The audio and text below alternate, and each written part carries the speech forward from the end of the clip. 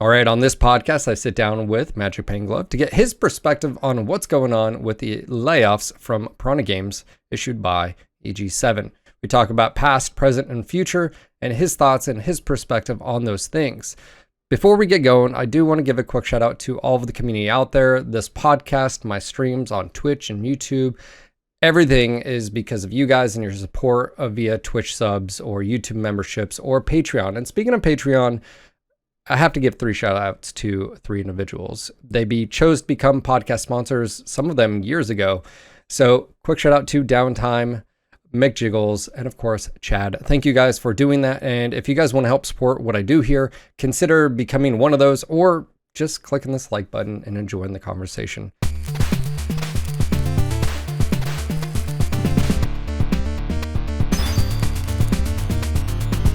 Okay, before we go any further, I do want to talk about the podcast sponsor, and that is DOS Print House. Like a quick shout out to Nick. He is out of Oregon. He runs a 3D printing service. For those that didn't know, he's one of my Twitch sponsors, and he printed this monstrosity right here. He also printed some small 3-inch prints for Piranha Games. This is actually for their MechWarrior 5 Clans packets they got out to some of the content creators. He does tabletop size stuff from tanks to airplanes, tanks, trains, automobiles, whatever you need. Maybe you're looking for something for your kids. Maybe you're looking for something for your tabletop game building, so forth and so on. He can do all of that. He's got high quality printers. He's out of Oregon. It's a small business. He's a great dude. I've known him for years. He's also available on our Discord if you just go to the 3D print section and you can ask questions there and he will usually be the first one to answer. So again, just mention NGNG and you get a 10% discount. You can hit him up on the website as well. Again, I'll have a link in the description below. But again, just want to say thank you again, Nick, for sponsoring this podcast. Let's get back to it. I'm clicking the record button because no, don't do it. I'm totally. We're doing this. We're done. No, we're not. I'm totally not recording any of this. This is not on the internet at all. I didn't hear test, so it's all good. There was no throat clearing or anything, so I count like as if it's not, but yeah. Anyway, nice to see you back. Congratulations. Thank you, buddy. Yeah. New baby goblin. Dude, baby all this landed and I was like, oh boy. I know how it must have felt. That was very strange timing for you. Well, it was one of those things where I didn't see layoffs happening. I mean, we've had ups and downs. PGI's had ups and downs, but I just didn't see layoffs happening. And at first I thought maybe it's just because when I first heard it, because it got posted on Discord. And the first time I heard it was, and my initial thought was, well, that's typical. They just got clients out. It's normal to, lay off staff, especially contractors, that you blow it up, you release your product and you blow it back down. But that's not what it was. That's not like too much of an unusual practice, but usually that happens with contractors and not with staff that was there for holy shit, like 10 plus years, I guess. Yeah. Well, Paul is an original shareholder for Piranha Games. Now, I don't know how that works. Like when Eg7 bought, I'm assuming every shareholder made money. So I'm assuming Paul made probably a good chunk of money. I don't think we can know that. I just don't think we can know that because that was a private company, like in a way. So yeah, like, what I'm saying though, some of those employees that were early were shareholders, so they got money from the buyout as well. But it was just surprising because like Paul was the lead designer for MWO. I don't really know his role in Mercs, but I do know that article of PC Gamer, he was stating how hand-tied Mercs was because it was procedural gen instead of like clans, which is going to be, they're not going to be tied down to that. Anyways. Let's talk about your statements, because you feel that you said PGI and the fan base made their own bed, they can lay in it. Yeah, pretty much. I think that's it. I think there's like cluelessness on both sides. Like almost as equally. Of course, the developer is always like more responsible than the community itself, but there was a lot of it. And I remember saying like after the DLC was released, like I'm like eagerly waiting for the next Eg7 report. because I knew that like the what happened with the DLC was not without like consequence, and that the DLC like regardless of how people felt towards it, like that's if they're gonna do the premium plus DLC based model and they revert the DLC, make it for free, it's it's not a small impact. And like if the especially like if the base game sales were not big enough, and you require like base game sales to be good to maintain like the DLC monetization model. Once again, this is irregardless of what you think Sure. about the DLC Sure. itself. Like that will hurt your bottom line quite a bit. I am now under the impression that that DLC was probably not a DLC, but this again, I have no proof, but just my feeling was because of how ass backwards it was, how just it just like I know Russ. He's not just he's not some just money grubbing person, but that's what it felt like. It felt like a cash grab. I have a feeling, my speculation is Clans launched, albeit it was a month late because it was supposed to be in September. They recognized that it didn't bring in the revenue because they were projecting. Anyways, point being, my feelings are that DLC was an EG7 push because of the lack of sales. The things that we don't know, and I said this in the video that I posted, what we don't know is that we don't know the deal with Microsoft and how much they take. Yeah, if they we don't take know anything. how much Game Pass impacted it, and a lot of people that I know that play the game like played it through Game Pass Yeah. instead of paying the full price. And I Probably. think my gut feeling says I bet you they don't make PGI doesn't make jack on that, but they can use it as a metric of like, oh well, someone downloaded the. I bet you they get downloads, or something like that. But I asked earlier. I think it was yesterday. How many people were surprised that the and it's failure to meet certain quotas from Eg7 and probably PGI that like they were projections, so it's failure there. But PGI could still be happy with the sales. It just maybe didn't hit the demands of Eg7.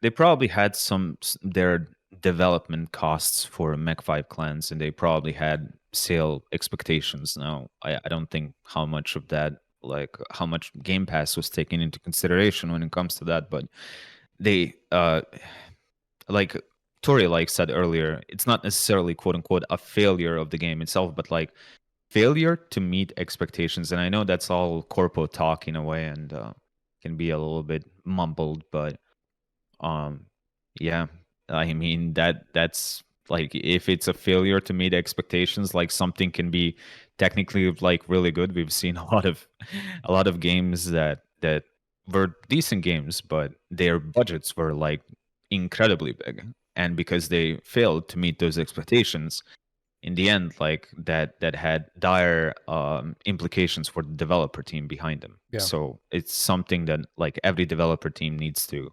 manage very carefully. But then again, like EG7 on its own is not really doing all that well. If you take a look at what their other studios are doing and like the other like projects and games that they're developing, like of course people are not going to be like following like what other studios are doing that are under them. But like they had a big Marvel ARPG I think canceled last year.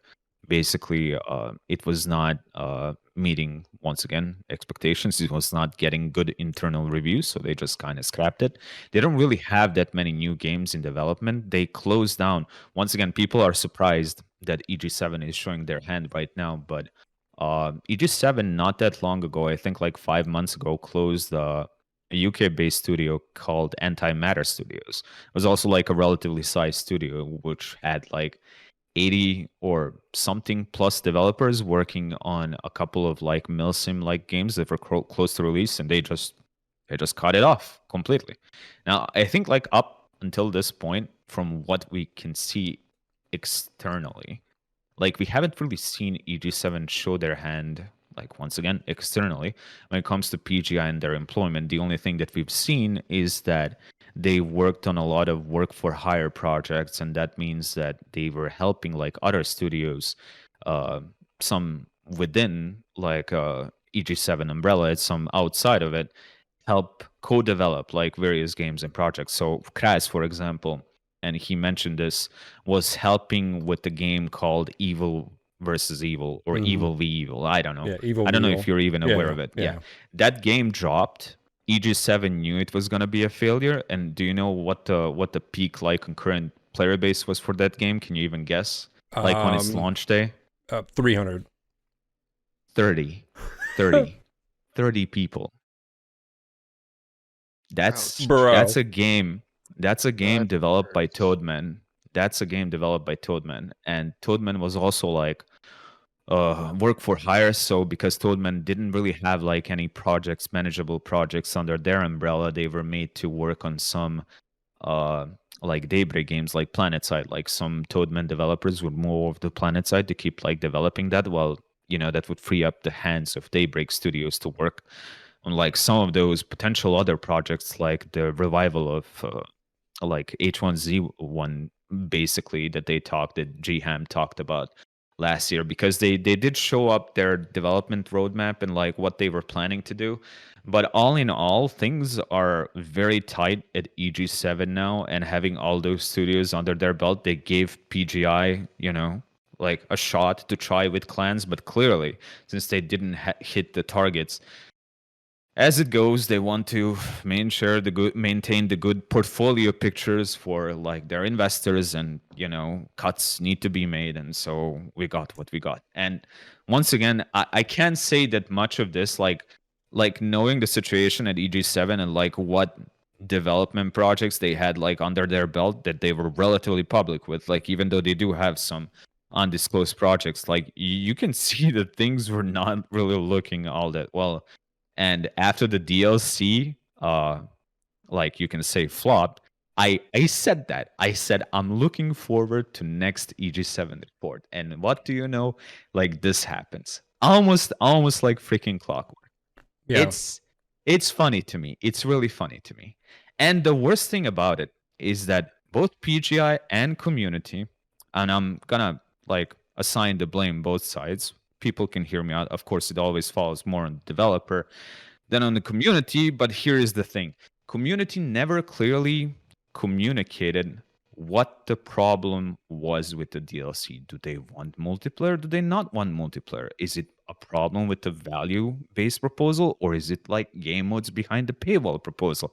Because I guarantee you, if that DLC had single player content of some kind plus new mechs added, nobody would bat an eye at the price. And once again, that's a separate problem, because like what PGA is going to learn from that is that they can't monetize like multiplayer, anything that's related to multiplayer in clans, and they're going to develop only single player content for it.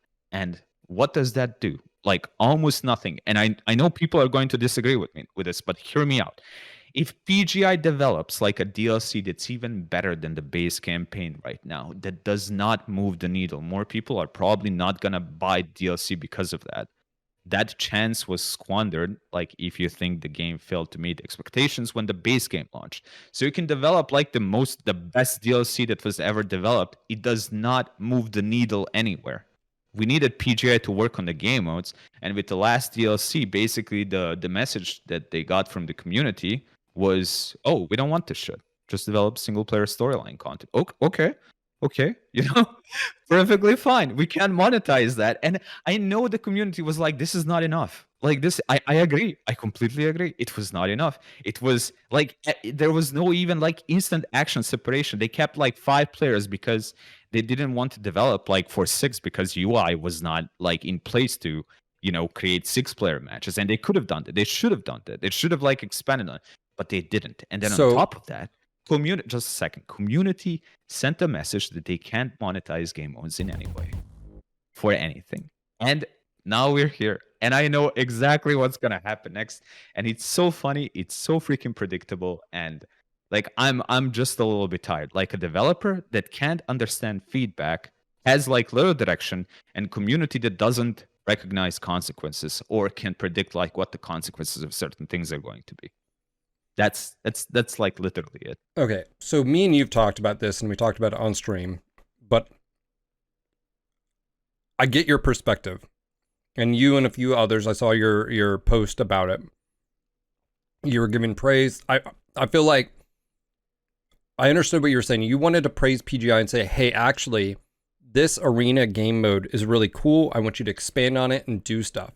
So I'm saying that this DLC is good. Then me and you were having that conversation of saying, is this a value proposition issue, or is it a like moral, like, hey, just FYI, it shouldn't be behind any. And so there's a few things we need to break down. I think if they would have came out and said, here's a $5 pack of mechs, and let's back up here. If they would have just launched what I think they would have done and probably were going to do, was this was supposed to be a free thing. In my opinion, this is a free thing. They were supposed to launch the DLC as free to the community. That's what I think they were going to do. I think because of sales being low, Eg7 said, no, you need to see about monetizing it. Monetizing. Which me and you agree, bad idea, because then what it does is it reinforces what you're afraid of, which is now they're not going to experiment with any PvP aspects that were really cool and they could have expanded, which I agree with. But what I don't agree with is I don't agree with you as saying that's the community's fault. But I get where they didn't communicate it clearly enough. Yeah, but like they didn't communicate it. But I know it's not there. I know it's not there. Communication their via responsibility sales. to do so, but like yeah, hold on. Pointed out, and they can't. Hold on, back up. Okay, back up. All right. The reason why he's saying he doesn't agree and they didn't communicate verbally, but also with their wallets, because, and Magic is rightfully so, in Mercs, they did a few DLCs where there was game modes behind a paywall, and we were okay with that because you also got storyline stuff, single player stuff, and blah, blah. So really, my point being is, why are game modes behind a paywall? And Magic asked, well, you're okay with that. Then becomes a value proposition. But and fundamentally, I'm against that.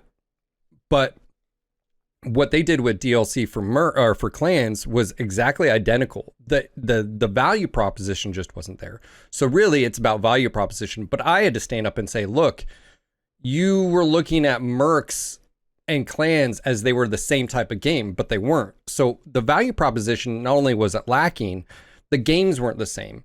You know, like I played clans once. But that's do I want to play again? The nature of the like linear experience. Exactly. But then like so the value isn't about this as well. The value isn't the same when you look at that kind of content versus Mercs, where you could play over and over. You do whatever you want. You do self challenges, mods, blah blah. Anyways, so I don't say the onus isn't on the players, and I've said this. This is why the games industry has been negatively affected, and it started back in the day with free to play, and I would say MWO and the monetization model. Every free to play, all the microtransactions and everything has hurt the games industry and consumers, us, because when they dangle a carrot out, let's just say PGI would have said, hey, here's a $5, enjoy over the holidays, you can do arena mode and stuff like that, blah blah blah, $5. Would it been an issue? To me, yes. I think I would have made the exact same video because of the reasons. Hey, your game's lacking in replayability. You want people to come back to a story-driven linear experience. There's no true co-op experience here. Is that a problem? I'm sorry, Phil, to interrupt you again, but like that was the main intention behind the game. Like it was never supposed to be like something that's because like it didn't deliver. Yes, but it didn't deliver because I said I'm okay with a story-driven experience if the game's amazing. I'm okay with no mech lab. Like imagine walking around as Grace and Death Carlisle and blah blah blah. You just have a freaking, you know what I'm saying? Like if the game's amazing and the experience is amazing, those little details don't really matter as much. You know, it's like the Star Wars game or Titanfall. There's not a ton of customization, but it's good enough where you're like, oh, okay, yeah, I didn't really need that. The experience is golden enough. Clans is a glorified Mercs game. The only difference is you're playing with clan tech and you have better mocap and storytelling and animations. That's it. I talked about this as well before the game was released. And after it, I gave my review as well. Like I asked people, and I was trying to be convinced otherwise, that Like the base gameplay looks just like Mercs. The AI behaves just like Mercs. The core like shooting, the core enemy AI, how they're targeting you, how the difficulty is handled, like everything like that looks like AI, looks like MechWarrior Mercs, just with some like improvements and some on top of that. They're welcome, but that's still like there is no evolution in like But we gameplay didn't know that design until at the all. game came out, and we were hoping it would. But, and this is a fault of PGI's that me and you agree with, which is either they don't have people with the knowledge of like MWO and the previous games and playing behind the scenes as far as testing and giving feedback, or maybe it's just not on the scope and the budget. That's also a consideration. But I just feel like no one is playing these things behind the scenes and saying, actually, we need to improve. I mean, I talked about it again. You can't choose any of the characters' skills, but yet the skills are in there, so they could have made a system there to make it fun. You have redundant skills as far as the player piloting skill, but also the mech proficiency skills, basically, in that tab. It's like the exact same. So there's really no point. Anyways, my point being is, I think the reality of it is clans is what. Shout out to Ferret if he's listening to this or it listens. He was saying 100% PGI has dumped all the resources and money into motion capture. And if you compare the differences between Mercs as far as gameplay, like Magic was saying, he's 100% right. I mean, all the menus, the mech lab, I mean, everything is just basically the same, just with a new facelift or even reduced or changed. Like there's not a whole lot there. But the question is now moving forward, do you have concerns, Magic, about the repercussions of this? Do you think it's as, because I look at it as, yes, they laid people off. They basically cut the fat. They basically cut like non-essential, like Crass. He was working on MWO. Guess what is not precedence? MWO. And yes, he helped with clans. I totally get that as well. But obviously he wasn't a mainliner to clans. So they let him go for, that. I mean, they're letting Darren go. He was working on some stuff for clans as well. He was working on clans a bit, but probably like something that the company itself deemed like less, like, I don't know, essential. Like as dirty as that sounds. Well, and is he from the States? I think he is, right? So he's from the States. He's from the U.S. So I think he was probably just a contractor anyways. Like he wasn't like by the way, this annoys me because it was a certain individual at PGI that always reminded Darren and me back in the day, we were just contractors. Oh yes, that was very much thrown in my face and his for many years. Do you have concerns what this means for the IP in PGI's hands? Well, I think like after the feedback from the last DLC, PGI once again is, like I said, going to do what I think they will do. They will try to develop DLCs that focus more on single player storyline content and not necessarily develop the mode. So you will get the same thing like you basically got in like the campaign of clans, just like in smaller chunks. And there's going to be no evolution of like game design in any direction. Is that going to be enough to like increase game sales or over like, I don't know, whatever span of time? I don't know. Maybe it will, but it will not be amazing. I don't know if it's going to even be enough to like support another game. And we know from Russ that he openly said, but though he does say sometimes this for, to people to just like buy the game. Like on November 22, 2024, he said, although not prepared to make assurances here and now, I feel there is a very strong possibility that throughout 2025, we continue to make the Horde mode and Arena modes more robust. More maps and scenarios for Horde mode and perhaps more depth of options or modes for Arena. I have my doubts like about like any of this now.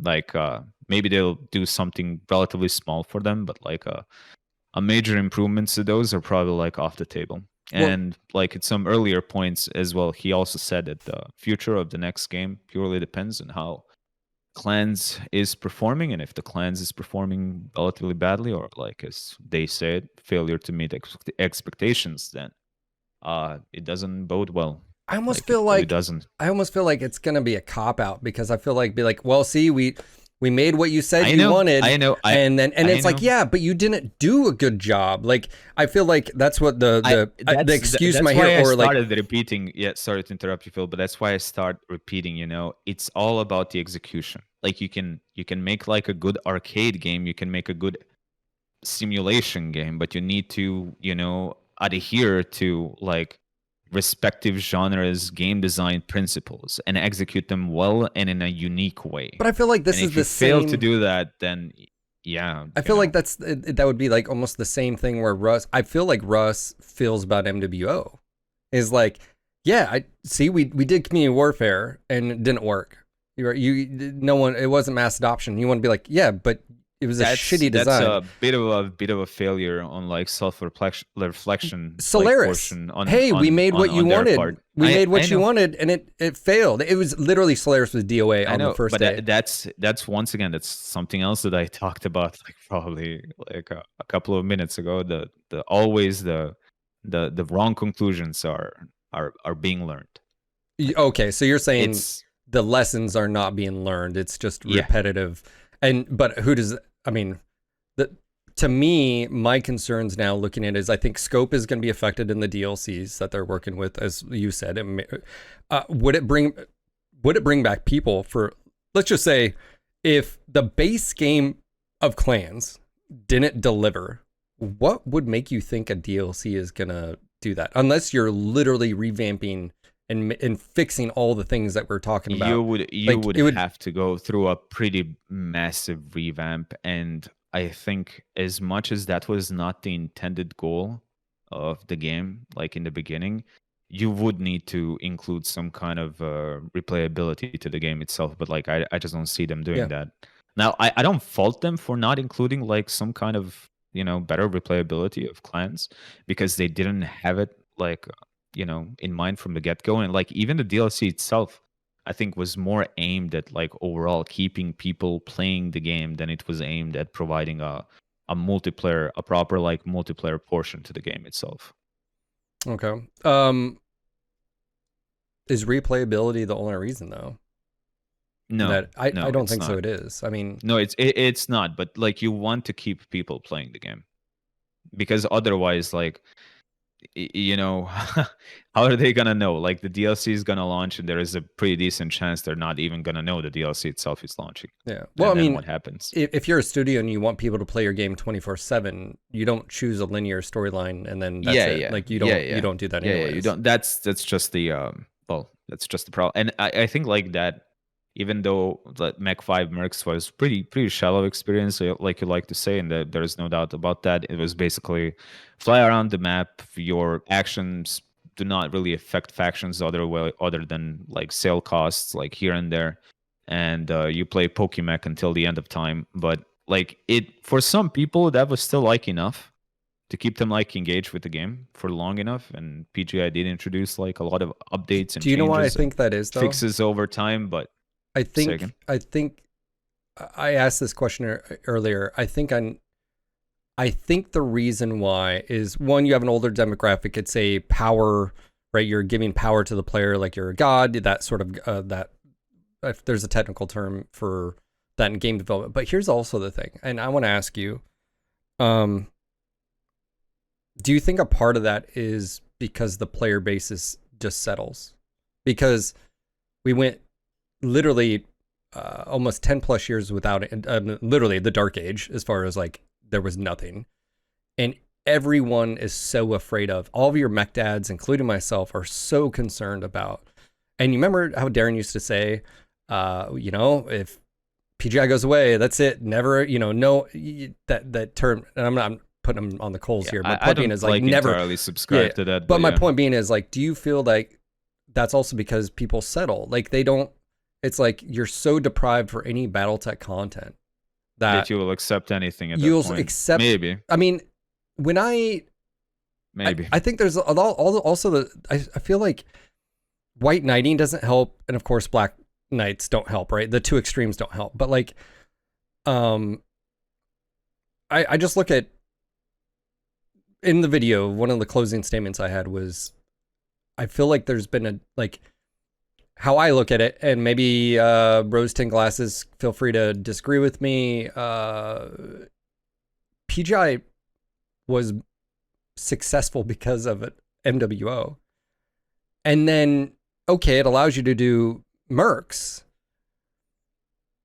but it's like forgetting your roots of how you got there. I mean, it's not like they're going back and doing Duke Nukem stuff, you know, or whatever the game, blah, blah, blah. MWO literally made PGI profitable and attractive enough to where Eg7, you know what I'm saying? Like, and I just feel like, yeah, but there is no moral connection like in the business world about like Sure. a project that brought you money. So like Yeah. I don't see that holding them like in Well, any then- way possible. Like any kind of sentimentality that some there might no, have. I'm saying not sentiment. What I'm towards saying the, is, game. isn't that a roadmap though of saying like, oh, hey, are we missing something here? We've now done, also Lansing for the raid. Sorry, we're doing a impromptu podcast. Yeah, I don't know, man. I just, if you say, hey, Phil, looking at what Eg7 just did and them stating that clans failed to meet expectations, not that it failed as a product, but it failed to meet sales expectations.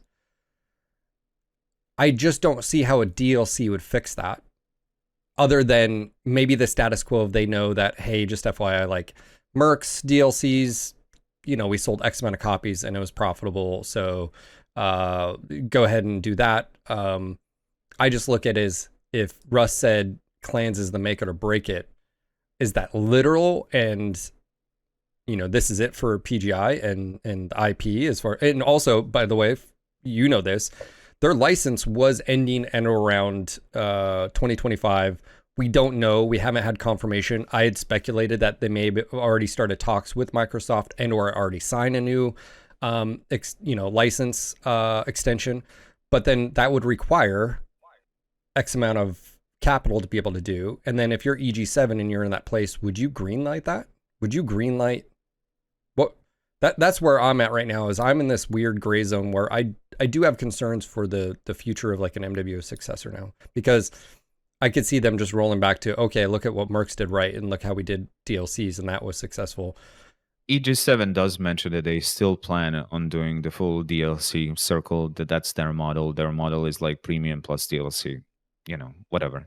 That's what they're planning on doing. So they do plan to push out like not a single, but probably like multiple DLCs for clients over time. I just don't see those DLCs. And based on the feedback from the previous DLC, once again, was understandable. The outrage was understandable completely. It's just that freaking, it was pointed everywhere, you know? It was like, do you understand where I'm coming from? Like, it was kind of scattershot. And I knew that there wouldn't be that big of an outrage if it had like new mech pack and plus like a single player content like added to it. That's also like another annoying thing to me, but whatever. It's just that the feedback itself was like way too scattershot, and they're gonna learn the wrong lesson from it. They probably already did. Yeah. And you're gonna get the single player storyline DLCs plus some mech packs, and that's really like not going to move the needle like in any direction. Yeah. Is it going to be enough?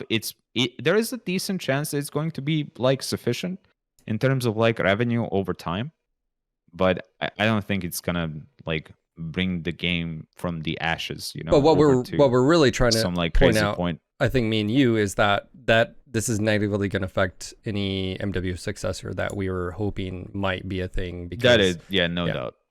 Yeah, that's my concern. And as well. and it's going to like also affect negatively any kind of player v player modes in clans as well. Yeah. If there was any talk about creating, it's so annoying, more in-depth experience. It is extremely so annoying. It is, because it is incredibly annoying. You have no idea. Yeah. Well, I do know. Yeah, that's exactly it. Remember, I was behind the curtain there for many years too, which is even more annoying when you know can't talk about it. Which is actually, it's even worse. Let me tell you.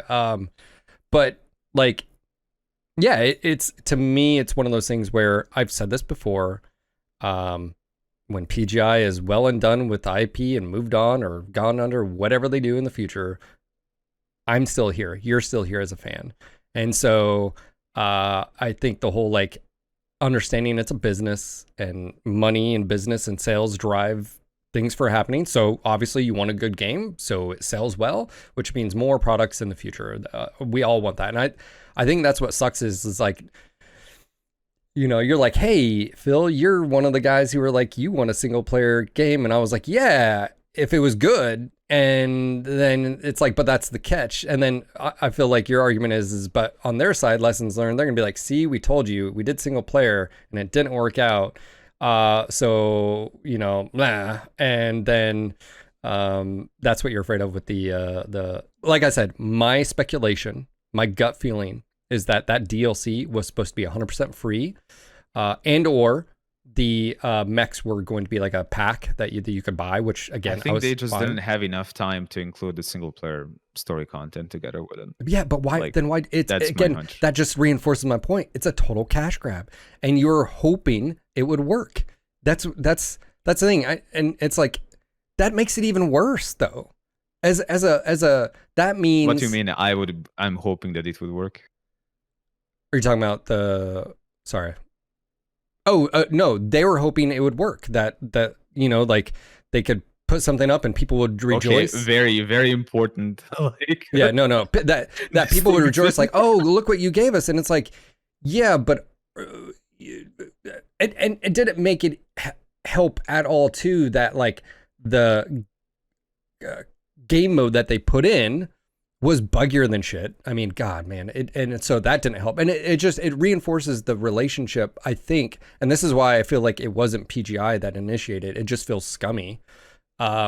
Is I feel like it was a total cash grab, and that's not. I haven't felt that feeling at all with the DLCs for Mercs. I felt like they were appropriately priced. You were getting value, and again, goes back to value proposition.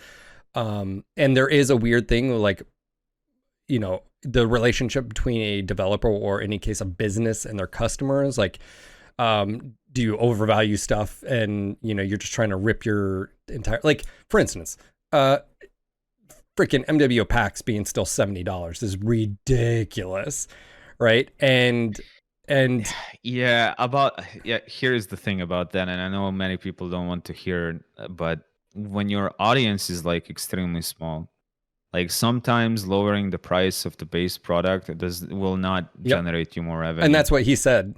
Russ said on the podcast. He said they have to have higher sales. I do believe him. Like when it comes to that, it is like not the best thing. It is lame, but like that's what they feel like they have to do. Like me personally, I was never a fan of like anything outside of cosmetics being monetized, and when cosmetics are monetized, then I don't really care what their price is. But that like I wouldn't care if the price of a specific cosmetic is like $100 because it doesn't really impact gameplay in any way. But that model wasn't around until many years after MW had started, and not quite, you know, but like he basically kind of like said that it's only like the big games that can do that, like, you know, League of Legends like monetizing only cosmetics, or Dota because you also disagree only cosmetics because they have but you can monetize cosmetics like more expensively, but maybe you know, maybe that's not what they thought it was not going to be enough. Maybe that's true,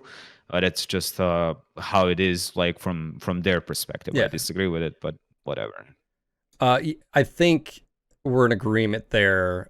Other than, I think when MW was created, it was literally just a World of Tanks clone, and then they never really updated the monetization model. People right now, if they're uncertain what kind of game they're playing, you're essentially playing like World of Tanks, but with mech skins. Yeah, and the OG World of Tanks. I know many will disagree with this. No, that's fair. That's the game that you're playing right now. That it was like literally the game that and the monetization model, which it's funny because World of Tanks is actually, because it was a bigger game and more successful, has updated some of their monetization aspects, whereas MWO has not as well. So I was going to ask you,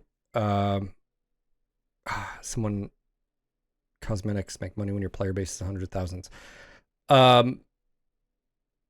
Obviously, I know you don't like the word niche, but I do feel like in the statement by EG7, I feel like EG7's statement of like They didn't use the word. no, but They didn't. They yeah, used the. Just a yeah, second. They used the word core audience. yeah, They yeah, didn't expand, quote unquote. They didn't expand their core audience. They yeah. didn't say the game was and What is, but you know what's funny they is said like something it else. didn't meet expectations and it didn't expand the core audience. Isn't that the same thing? Because it's like I think it is. your core I think it audience is is. going to buy the game. So what they're basically saying is it didn't really grow. But if Mercs, do you wonder if they were projecting more sales from this than Mercs?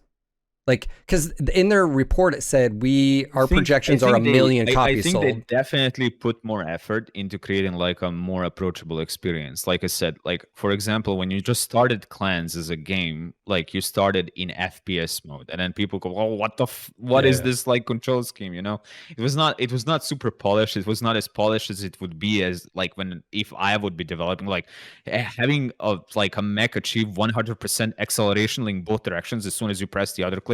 It's just mind-boggling to me why they did that like in the first place. But there is a way to implement that system like without that being the case. Sure. We talked about it as soon as we saw the trailers. Like that's one of the things. And then people are like, Magic is over obsessing over nothing. Okay, Magic is over obsessing over nothing. Whatever.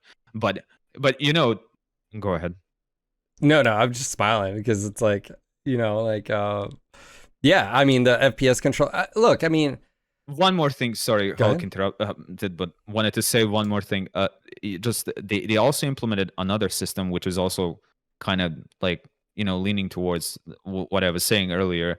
That they try to implement more new player friendly features, like the overheating system. Like Yeah, now, when you yeah. push your overheat past 100%, your mech no longer shuts down, and that's like so much more friendlier towards new players.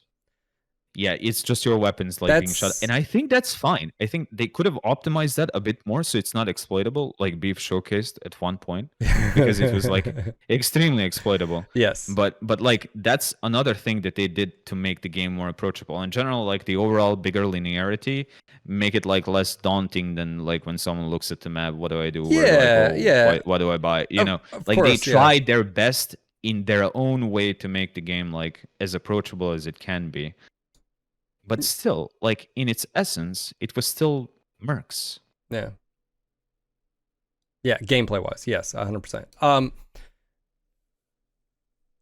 Yeah, man, I don't know. I think the $1 million question or multi-million dollar question is if you're PGI, because I think we asked him this years ago on a podcast, and he said as much. That's like what is, or maybe not. I don't know. Maybe this is just a conversation I've had, but like, what is the hit the, What is what? How do you make successful? Like what Oh my finds god, this PGI is so success? annoying. This is so fucking annoying because like here's the thing. Like I said earlier, you can make a successful simulation game and you can make a successful arcade game. It really doesn't matter. You can make like any genre successful if you know how to execute the game design. Sure. Well, it's more about the execution than it is about, oh, do I pick to make a new Mech Assault or do I pick to make like I don't know, But do you think that's how Russ Steel feels though? Battalion with like super simulation stuff? But like I feel like Russ, that's what annoyed you about the niche comment and him basically saying is you're basically saying no, make a great game, which I agree. I've repeated that as well. But just where is his perspective? Like, why do you think he feels that way? Because they got burned with MechWarrior Online. They felt like they needed to adhere to tabletop stuff so much that like whenever they made a step like in some other direction, they got like burned for it like so much. So they're trying to walk this fine line between like not offending a lot of like people who think that stock builds should be present like in all their games and equally as viable as everything else, and not being like really able to like push the game design in any direction because like it's freaking tabletop. Like we're making a tabletop game, but we're not making a tabletop. Like, what game are you making? Are you making a arcade experience? Are you making Are you freaking making a tabletop game? Like I don't know. Or you can make a mix of things. Like that's fine. You can make a mix of things, but like try to make the elements more, I don't know, in line with one another to avoid like even the game design's problem that we have with with MechWarrior Online. So you're saying it's Like more MechWarrior of, Online, even second. you're saying it's more of MWO and trying to cater towards maybe they felt was the wider audience Trying as far to as cater casual. on too many sides at the same time, and that introducing like various flaws in terms of like game design. That's it. Lance says, I wouldn't touch this IP because we as fans are the worst. I don't think we're the worst, no. I do think we're fickle. I do think there's that. Yes. I wouldn't say the worst. I've seen other fan bases that I think are horrible, but No. yeah, I mean, I just have concerns again with the Eg7 thing. Usually, you know, it takes a bit for you know, it's January. It'll probably be April, May before, maybe even June before we see anything. DLC, yeah, an actual DLC. Oh, you mean? I thought you were talking about Eg7 reports. Because I mean, like I said, I want a successor, but I also feel like in all this discussion, because like if I doubt Russ would hear it, but maybe another dev, it's like, I think what you're saying, I'm in agreement with it, which is there's a lot of lessons learned, and at the end of the day, I'm not saying I'm right, and I don't think Magic is saying he's always right.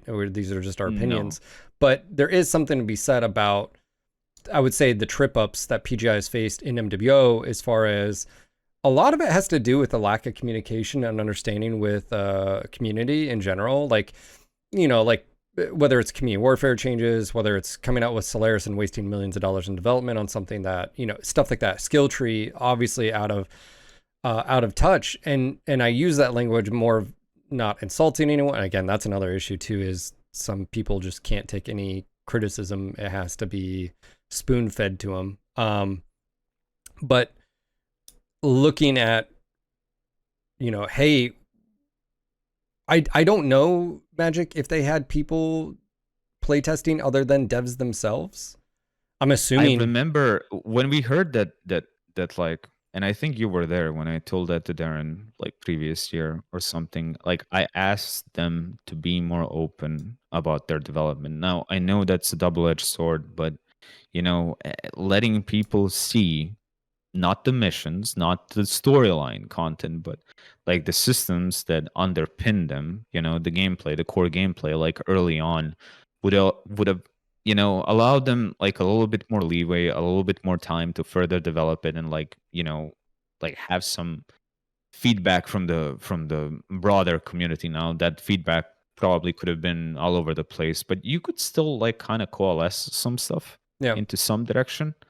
But like everything is done very much so behind closed doors, and then like everyone is scratching their head when like different feedback is starting to be received from the one that they expected. And it's, you know, just the nature of things when you like do things in a relatively small bubble. But then again, people might disagree with that. They will say that they have their internal testers, and they probably do, but I don't know. I don't think the net is wide enough. I really don't think so. Well, I think if you look at the Cauldron, it's a good example of taking a community group and utilizing them the right way to help with things that, you know, it's like the collective whole and the amount of experience that the Cauldron brings versus one or two devs is, you just can't even compare that. Thousands upon tens, hundreds, probably hundreds of thousands of hours in MWO versus, you know, maybe 5,000, whatever it is. I think, you know, there's that. But even then, you've got people that do not like what the Cauldron has done, because in their, like, I mean, me and Heathen disagree. Sorry, Heathen, if you're there, but, and I disagree with him, where he just feels like, oh, you're just always. I mean, sometimes I disagree with certain decisions of the Cauldron members that disagree with like internal Cauldron. That like even the vid is not gonna agree with like every direction that is being taken. But that's perfectly fine. At least like there is some discussion between the community and like the Cauldron, and like internally. So is that usually about changes that are being made? Is that representation though? And as far as the issue I've always had with the Cauldron, now it's got a public Discord, you can hop on there, but you would like to think that there are very casual people represented there, blah blah blah, and so, but at the end of the day, I think having a group there that can facilitate that middleman, and also like, for instance, if I ask Naveed or you, like, hey, why was that change made? For the most part, 99% of the time, you can articulate.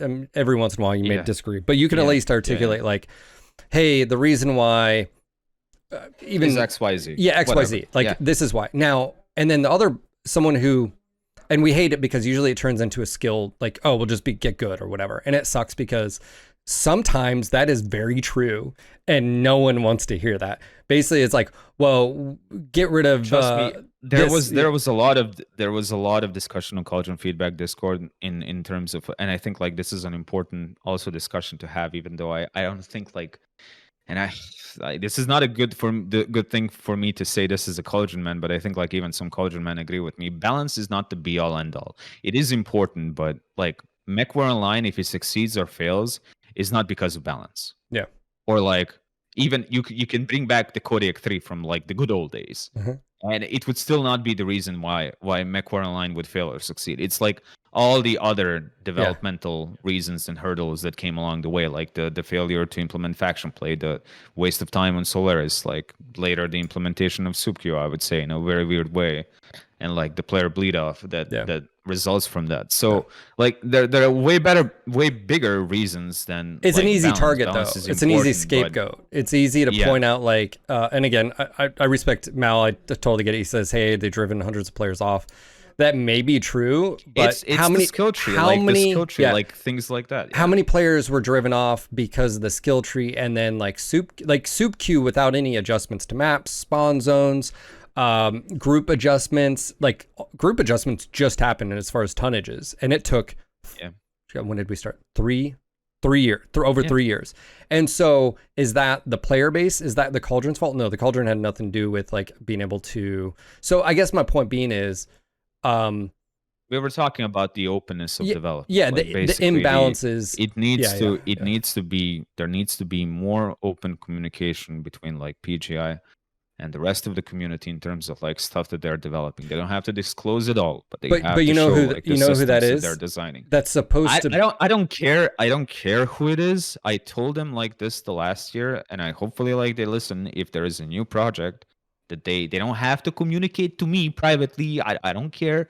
They need to open it up to everyone. And I know the problems that it brings with them, but like they're not the only developer that communicates like their roadmaps or systems that are being baked like openly, and it can be done. And it was done in the past. So please. Mao says the snippy overly combative replies from the Cauldron over these things told me all I need to know. They wanted us driven off, so off we went. Yeah, dude, look, man, I'm not a Cauldron, like, one, I'm not even on there as far as like I'm not a member, but I have to disagree with you on it, man. There's no Cauldroni like group saying, hey, like we just want these mech dads out of here. I think what's tough is I do think there's miscommunication, and I do think they're just people, and some of those people, I'll say it because no one else wants to do it. Some of them are dicks.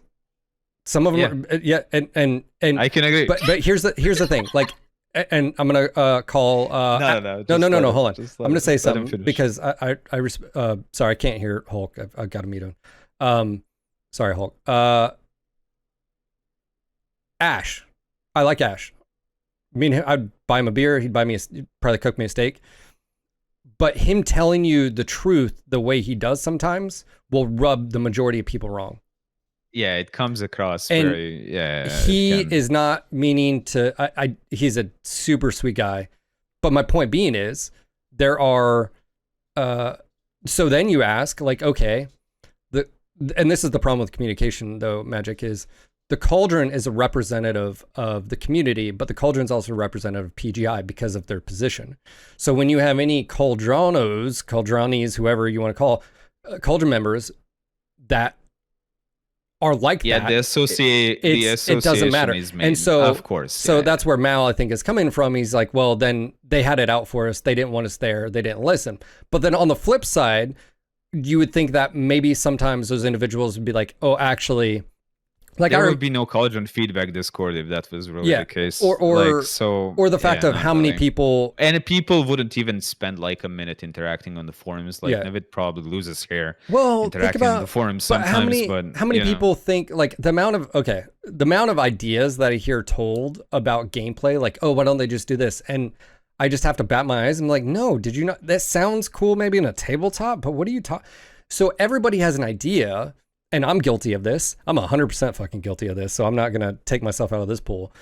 Just because I have an idea doesn't mean I'm right, and doesn't mean it fits. And so sometimes, here's the thing, sometimes the idea itself is not even wrong necessarily. But the thing is, like, when you congregate stuff, like, the stuff needs to be moving in roughly the same direction.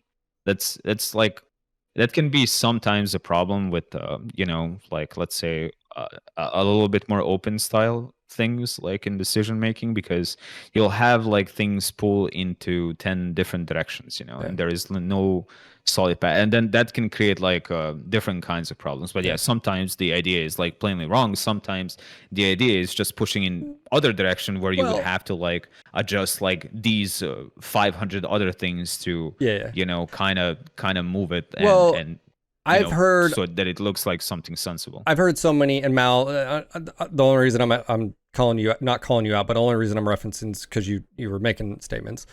How many times have I heard a player in my chat say something, and without knowing that whatever change they recommend would negatively affect them, like for instance, get rid of X, Y, or Z, in the thinking that is what separates good players from bad players, and they're thinking if that goes away, then the good player, or the really good players, are going to get nerfed. And I'm like, oh no, you're misunderstanding. If you do that, you just created an even bigger gap of skill that the really good players, guess what, are still going to be really good players.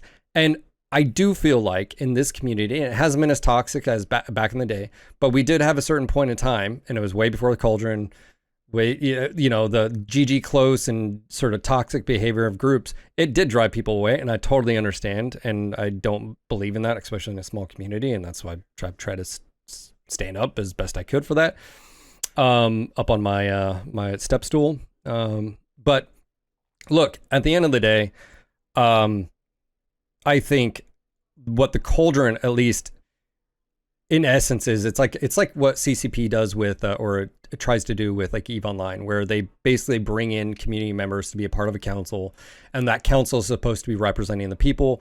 And why that's nice is during this entire conversation, none of you guys, no one in chat, neither me and Magic, have said, you know who used to be blamed for everything? Paul or Chris or and what I think that's a good thing is it takes that deflection off the team. It takes a lot of heat. Yeah, it takes a lot of heat. That's good, because people don't realize, like, oh well, why didn't they read my thread, dude? Back when the forum, back in the day when it was really active, like there wasn't a time in the place for one person to read every single thread, and you were expecting a lead developer or whoever to like be able to sift through. It's blah blah. And of course, like I said, community is, and there is something to be said about like congregating and collecting feedback, like across, like if you see like a certain theme or a post like appear more than once, then sure, you do kind of have to acknowledge it. Like sometimes it may be wrong, but you may ask yourself, like, why is this coming up? Is there like an underlying reason behind this, and what is that underlying reason? Like, but yeah, go on. Pipe says, apparently I've become an MW player after the Cauldron subject. Can someone hold on? What are we talking about? Go ahead. No, I was just basically trying to. My point being is, with bringing up the Cauldron, was it's a way to take feedback and just. I said this in the past. What I wish when I was doing quirks that I would have been able to have something like that. Literally, when I started doing quirks. Spoiler alert! If you didn't know. I was the one who implemented them at the very beginning. It was me. And that's why you got like 1,000 cooldown on like the quick draw by accident, because I was remote connecting in and put an extra 0 and didn't know. I wish I would have had players that were really stupid good at the game. And here's why. They can tell you, and this is how I look at the difference. Well, Phil, you don't cater a game towards good players. You're 100% right. But what you do is you ask those really good players, why are you doing X, Y, or Z? Or how are you breaking this? Or how is this better than this option over here? And that's how I look at the Cauldron being. It's a really good set of players with a lot of knowledge and knowledge behind the scenes. Like the amount of you nerds out there that actually have no idea what you're talking about. And then you start talking, what I'm specifically talking about is like, including me, start talking to Naveed how things actually work from the design behind the scenes of like, how does this work or how does that work? And you realize like, oh, there's a level of nerdage that you are not exposed to. And that's the reason why things are the way they are. Also, it just sort of helps you deflect again from the developers taking all the heat, where you could be like, oh, if you don't like it, we'll go to your representative, the Cauldron members, blah, blah, blah, and argue, if you will, or discuss why you feel like X, Y, or Z. But how many people, let's just say you had a really good idea, Magic, whatever it is. What was one thing? The hybrid system, right? That you were talking about with Matchmaker or whatever, right? Like, you can argue till you're blue in the face of why it's a better system, but the Cauldron can't do anything because they don't have any engineers, and it doesn't really matter anyways. And they're not the blah, ones blah, blah. that can implement it. Right. Yep. So, but how many people have ideas like that they go to, and the Cauldron's like, it's like, nope, not going to happen. And they're just like, well, the Cauldron hates us, blah, blah, blah.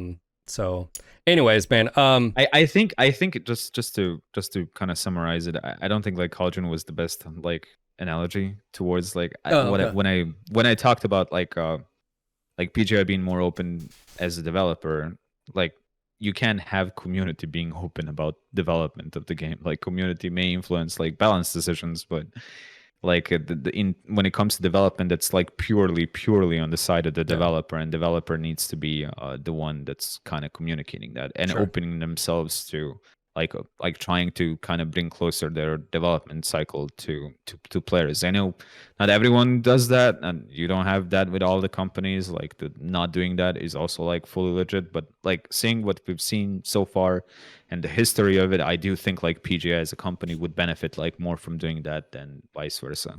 Well, it's like, imagine, if you will, if Clans comes out, all the influencers, content creators are like, hey, you know, we like this, but you know what, this would be blah, blah, blah, this, blah, blah, blah. Ideally, what you'd like to hear from a dev is like, hey, actually, that would be a lot of scope on this one, but hey, this is a really good idea over here. Let's go ahead and implement that and blah, blah, blah. I mean, that's ideally like, for example, in Clans, we got the Mech Commander view. Yep. That was awesome. Yep. That was good. Yep. Like as long as it works properly, but yeah, that was nice. That was one of the best additions to the game, and I like that's something that PGI nailed.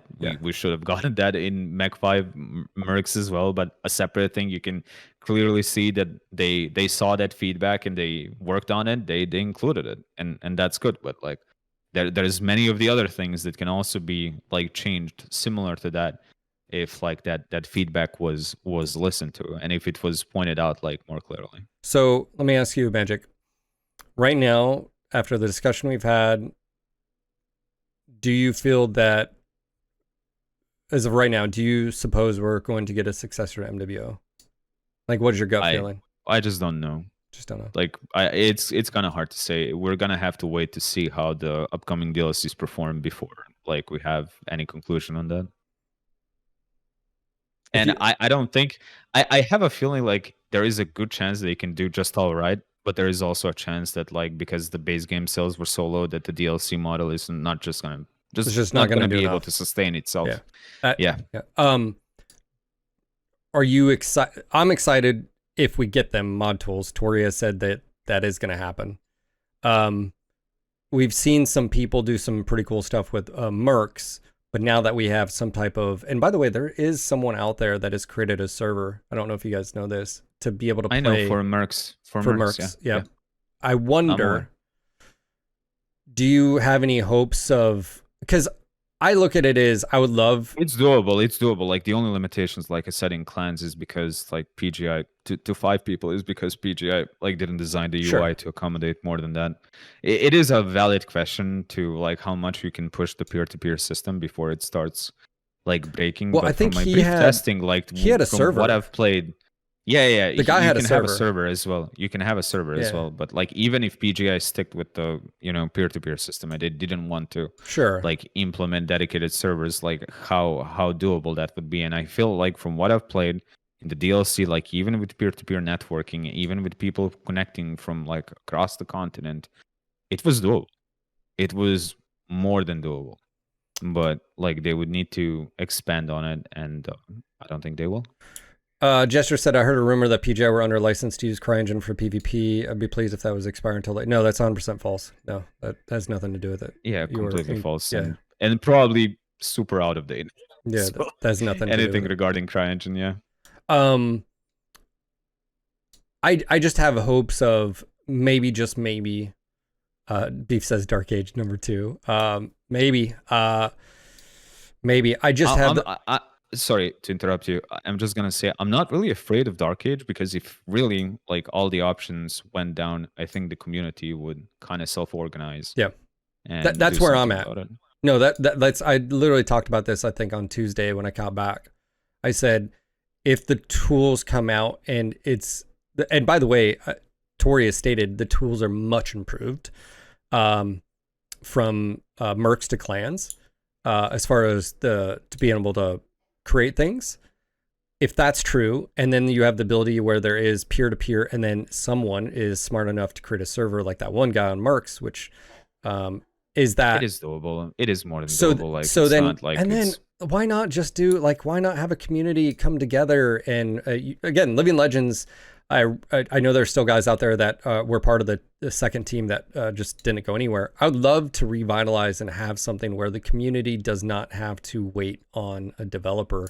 And if that means some type of...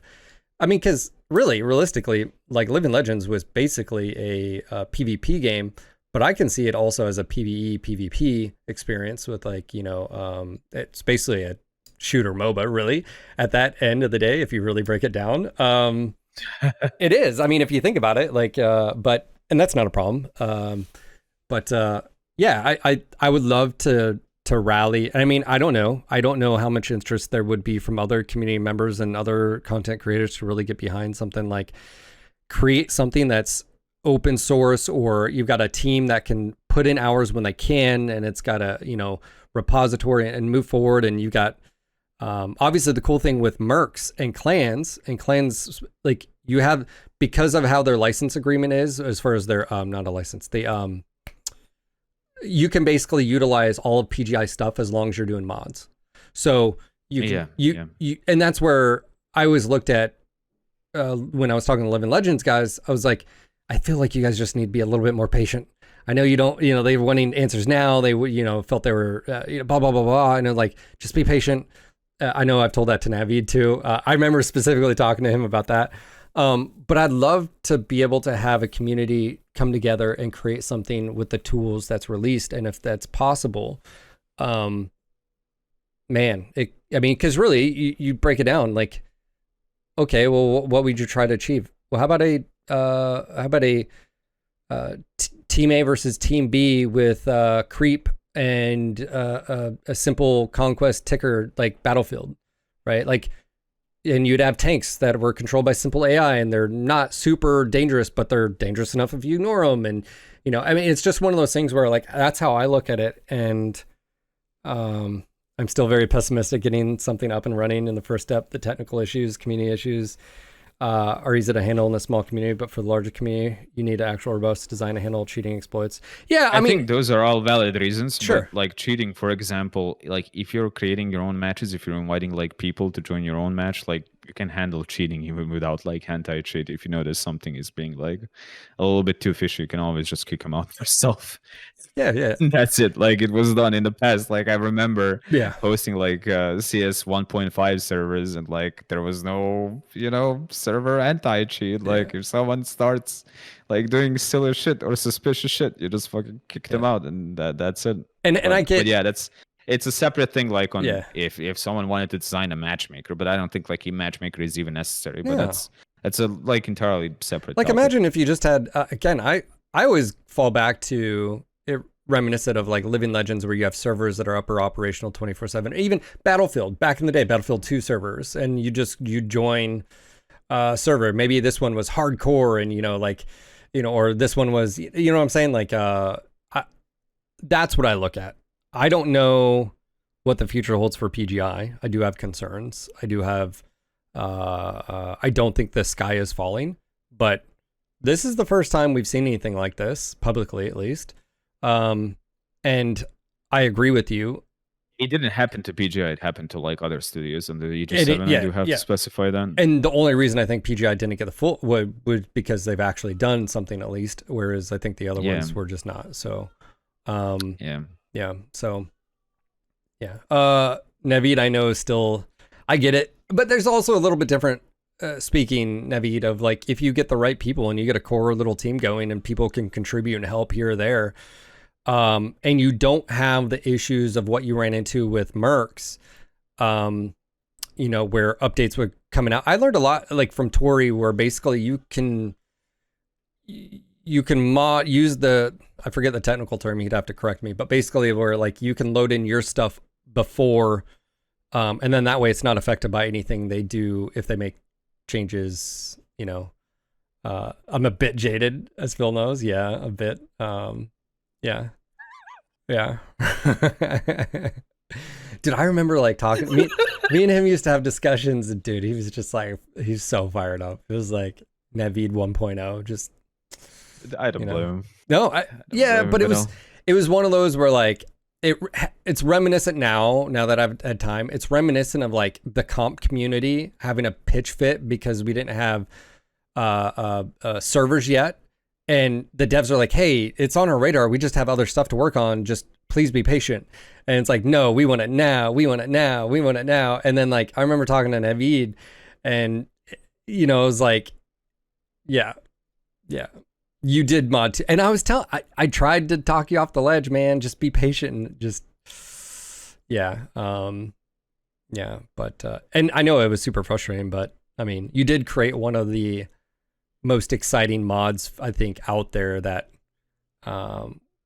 you know, and again and PGI didn't learn anything from it, but from that mod as well? I asked that, I'm gonna ask you stagnation. It's just stagnation. I got all over the place. I got a juicy one for you. Okay, I asked this earlier on and I didn't really get a response. Obviously if there's no stopping anybody from coming and doing getting a license from Microsoft, right? Unless there's a exclusivity deal that we don't know about. No other studio step it up. My argument is, and I'm just gonna say it, Magic, hypothetically speaking, PGI moves on or fails and has to move on. Is that a good thing or a bad thing for the community and MechWarrior? I don't want to sit on the fence or in the middle. I think like it can be both. Really, it really depends if something like if the community is able to congregate together and like make something happen after that. Do you feel that's a big if? Yeah, but I like that's like saying if that is true, then like it might be even better. But then again, no one really knows. Like it's really hard to say. Like you're putting me on the spot here, but it's like, just a question. You just can't like. There's too many unknowns. Well, here when it comes to that. Here's my thing. I have no expectations about the DLCs other than what I've seen now in Clans, and I don't think it'll move the needle at all. I'm making that statement because it's just like how every single DLC in Mercs, you know, I know people were saying I'm being negative about it. It's like, well, the proof is in the pudding. Like, I'm not going to say Clans is going. I remember saying this, like Clans, I hope it's good, but at the end of the day, the only thing I've seen is from Mercs, and Mercs did not wow me at all. So if I look at PGI, maybe the early stages, I think it'll be very telling this year of 2025. And here's also the other thing. This is just me talking and speculating. I don't want people to lose their jobs, guys. But I do wonder, and it's been in the back of my head a while, is the community better off with another developer stepping up? But the question is, who would do it and when would they do it? And then the other question is, if no one does it, can the community rally together and do it? That's all valid. I mean, that's all fine. But that's a lot of ifs, you know? That's too many ifs for someone we have to, we have a lot of ifs right now. Answer. I mean, just as a fan, you have a lot of ifs. I do. I have a lot of just what? Like, what is, you know, I don't know. Only if Larian gets the franchise, otherwise everything else is going to be crap. I don't know who that is. No, they're definitely capable developers outside, but I think like there is a lot of problems when it comes to industrialization of the gaming industry in a way, and like you saw that with the 8-10-10 rule. Oh my god, I fucking so annoying. It's true though. But It's very true in the it is case true. of It is fucking true. It's yeah, so annoying to even know about it, but yeah, like you see developers trying to, squeeze out the most amount of money from like yeah, the least amount of effort, like essentially put in, yeah, and very very limited degrees of innovation yeah. because of that. Like it's like 80% stays the same, 10% is improved, and 10% is off. F off, like seriously, just I get it. I get where you're coming from. I get where you're coming from. I know like everyone dreams to be like the next Call of Duty that has like a yearly like release date almost, and like you're basically releasing the same game but with like slightly different like settings. It's Yeah. just like everyone is trying to achieve that cycle, but it's not doable. Sometimes you're better off like trying to do something new and trying to deliver on it instead of just basically stagnation. There is no other way to frame it really. Because you can make a good game, a good MechWarrior game that caters towards like the core audience, and if it's a good game, it'll attract other people, but it may not attract millions upon millions of people. But that's okay, isn't it? I mean, like I don't think there's anything wrong with that.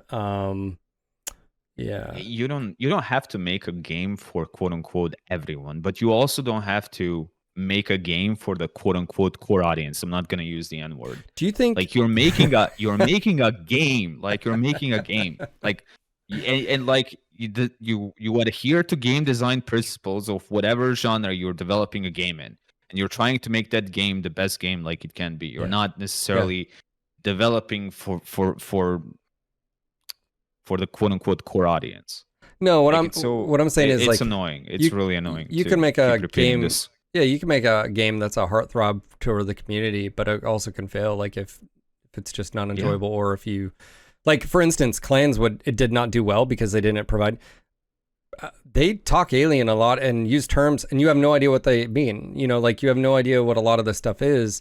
And to me, what that is a failure to explain those things, or at least have a freaking glossary afterwards, like Mechmanner did, or something like that. Like, what does a Stravog mean? What does a free birth mean? Why is contraction such a big deal? Or why are they, taking, like, what is, blah, blah, blah. Yeah. So I know Beef and a few others are in chat. Yeah. I think honestly think the best way. Go ahead. Honestly, think the best way for a MechWarrior to survive is to stick to the old MechWarrior 2 4 days, storytelling through text and VO without expensive cinematics. I don't think that's I don't think that's. I'm sorry. I don't want to laugh, but like I don't think that if has you anything. try to develop like a game that was designed like in the early like 90s or like even mid 90s, early 2000s, and try to push that in 2025 without like any changes to it, essentially like just bringing that game with like updated graphics, I think you would be in a world of surprise when it comes to here's like how something like that would perform. I think the missing link. I wish that happened just so that like one can.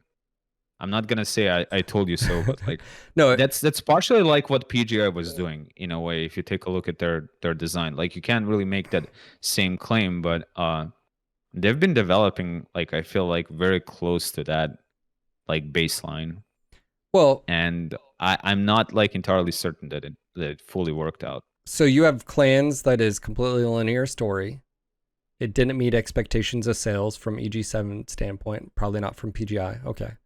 You had Mercs that I've stated is as wide as an ocean, but as, shallow as a puddle. Not a lot of depth, there, blah, blah, blah. And then you have MWO. Which has its own set of problems. Yeah, but no, my point being is you have 3 different products that are catering to 3 different audiences. I think the smart play here is Mech 6 has to be you bring everybody home. Having a like consolidate, have everybody come home, make a PvE co-op experience. I mean, I don't know if you waste the time on creating an actual like linear story aspect. I don't know if Helldivers or like stuff where my point is like your complaint in your own necessarily to anything else, because once again I still like a lot of people like focusing on chasing trends. No.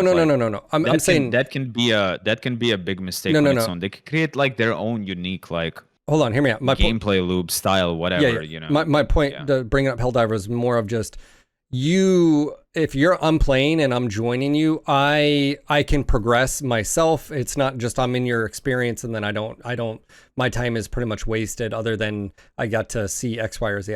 That's what I'm sort of saying is like that aspect of it. Other games have it as well. Warframe, you name it.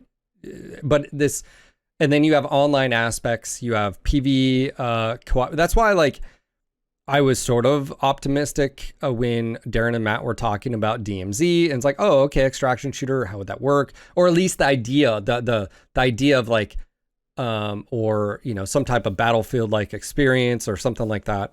But I think they've created 3 different products, and I think it's fair to say, would you agree with this, that the story-driven experience was the one that performed the least, and so. Maybe, just maybe. I don't think that's necessarily relevant in a way. I don't think like it's once again it's more about the execution than like storyline experience. But we're talking about PvP but we're talking about PGI here. Like I think it is very relevant because like for the statements that you made, yes, ideally execution would be like we wouldn't be having this conversation if execution was amazing and clans was the next best thing to slice bread. But it's always about execution then. So then it's very relevant of how Russ has stated that he only focuses on one thing. Can they focus on a product that has all 3 elements, or is it better to focus on 2 elements or 1 element? I guess that's what I'm saying. Yeah, I think that's completely fair. I think that's entirely fair. But you can't just like simply put it out. Oh, they didn't do well because they designed like a linear storyline experience game. You know, you can't or like if they happen to design like a PvP game and then the game like doesn't do well, then oh, it's the fault because they tried to design like a PvP. And no, not really. Once again, like it really depends on execution and like the core gameplay loop, the game design principles that were applied during the making of that game, and like many other factors that can kind of be involved in that. Like it's not just they made this type of game and therefore that game bad, therefore that game failed, Sure. Like it's but like trying to separate all that, and when even the developer is unable to like sometimes sift through feedback and like will most likely learn the wrong conclusions. Like it's just annoying, but yeah. Linear story DLC did well for Merc, so it's hard to say people don't want that experience. Well, then I'm going to counter with this though, Tori. I thought all the DLCs were just not good. What Hatchman's literally running at you in open ground and just dying. Like the story. You mean me having to read 4 paragraphs and then. Yeah, with some deal. I'm glad that they did improve that in clans, no doubt. But like, I remember it being quite annoying. It really felt like reading a book, and I do read books. I do read like a lot. But like seeing that in a game is just like, come on, like really. Yeah. Now, granted, please. I know why it was done that way is because that's the tools that were available to. Yeah. Like, okay, I got that. It was a skeleton crew doing it. Total respect as far as that. I understand, but like. That's where I have a problem with, like, to me, it wasn't good. Like, not just. But maybe Tori has a point. Maybe it was good enough for, over for sales. Time in terms of sales. But that goes back to, like, are we on an island? Are we not? Are we not? I don't think we're entirely on an island because, like, in that case, like, clans would have done better. Like, I don't know. No, what I'm saying is, are we the like? Remember me and you were struggling with the idea that I specifically remember this. we were like, well, maybe Mercs has actually done better than MWO. And you were like, there's no fucking way. And then Russ comes on the podcast. He's like, actually, Mercs has made over the period of time just as much, if not more money than MWO. And we're like, what? Like, how is that even like, because me and you don't like that experience, that gameplay loop. And I think a lot of MechWarrior BattleTech fans do. I mean, that can happen. You can be in your own bubble, and it's not like exclusive to anyone. Like it's like you could be wrong. You could be wrong, but that's kind of like you look at the most successful stuff for BattleTech. Like, granted, the base game had a lot of issues, had a lot of performance issues. I think a lot of people forget about that. It wasn't the game it was supposed to be. And then mods, BTA, Rogue Tech, there's a few others. And that's excelled. So then, well, but what is that? That's pretty much, it's the you can do anything and be anything you want to do. You go take missions, you build up your unit and you take on crazy odds. Sometimes, you blah, blah, blah. And I feel like that's sort of similar to what Mercs is. Maybe that's why it's successful. And then Clans comes along and it's like, hey, you don't get any of that. And it's like, is that what the majority of people want? I don't know. Get the community. Once again, I don't think like it's like there's a majority of people that want something specifically. They're there to play a good game, and if they think it's a good game, they'll play it. That's fair.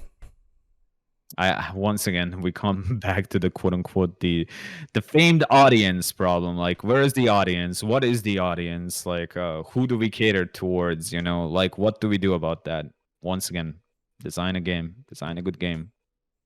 Audience will come if it's good enough. But sometimes, and I think like this applies, sometimes it's not enough to have just a quote unquote a good or an okay game. Sometimes that's just not going to be enough on its own. Sometimes you have to excel like beyond that point. Pipes, do you really think the console crowd is going to buy a MechWarrior game? It's FIFA and COD and nothing else. No, I think that's a fair question. I think that's also something we haven't talked about. Magic is the fact of we are just inundated. Like 10 years ago, 20 years ago. I mean, the amount of games and titles that you had now and what it's fighting for your time. I mean, every title wants you to play. That's why it struck me as so odd of seeing the DLCs, if you a DLC for Clans doing what they did. And I'm like, but this doesn't fit into your game properly. Like it's just, you want us to come back and do this arena mode and this, but like, it's not like it's part of your story. Like, hey, after this battle at whatever, Dame. Why are you looking at it after this battle? Why is it not just expanded functionality of the game? Yeah, like maybe like, hey guys, we're gonna be traveling and it's gonna be a few months. We want you to go get some training time R&R and blah blah blah, and maybe some scenarios, blah blah blah. You don't have any of that. It's just, hey, come play Clans again. And it's like for that, and then you try it where I stream it because it was a sponsored stream as well, and we weren't able to complete the mode. We had bug after bug, and bug. And on that too is it's a long game mode. So you've just wasted 25 minutes. You just wasted 40 minutes.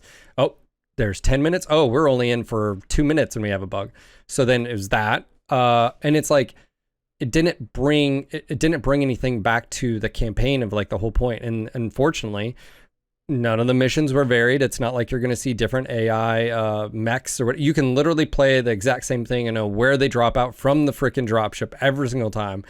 I mean, and now your argument could be like, well, yeah, but so was Mech 2, 3, 4. Yes, it was. But that's sort of my point is like, we have so low expectations as fans that, like, I don't know, like, and I've said this, I don't know. I'm sure I've said this publicly. I think what Clans is the best what PGI could deliver, but I also agree that when Ferret said they basically discovered mocap and what that could be, and they didn't spend any other time on like anything else. And it sucks because I know Tori and maybe another dev are like listening, and they're like, "That's not true. We did X, Y, or Z on AI or this or that," and then it's like.